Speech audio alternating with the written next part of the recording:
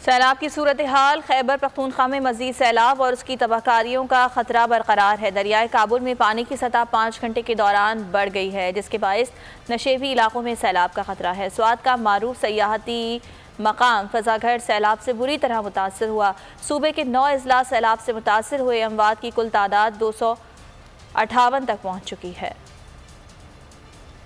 सैलाब से खैबर पख्तूनख्वा भी बुरी तरह मुतासिर। सवात, चारसद्दा, दीर, तिमरगिरा, एबटाबाद, मानसहरा के कई इलाके तबाही का शिकार। चश्मे के मकाम पर दरिया सिंध में पानी की बुलंद सतह देखी गई, जिसमें आमद और अखराज की सतह बिल तरतीब 525, 362 क्यूसेक और 519, 362 रिकॉर्ड की गई। ताहम सैलाब सेल के अदादो शुमार से पता चलता है कि केपी में बाकी दरिया कम मामूल और दरमियाने दर्जे पर बह रहे हैं। 24 घंटे में खैबर पख्तूनख्वा में 31 अमवात रिपोर्ट हुई। मजमूई तादाद 258 तक पहुँच गई। सवात का मारूफ सयाहती मकाम फजाघट भी हालिया सैलाब से बुरी तरह मुतासिर हुआ।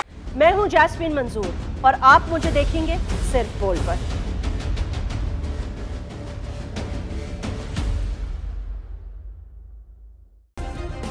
सब्सक्राइब करें और बेल दबाएं ताकि कोई खबर रह न जाए।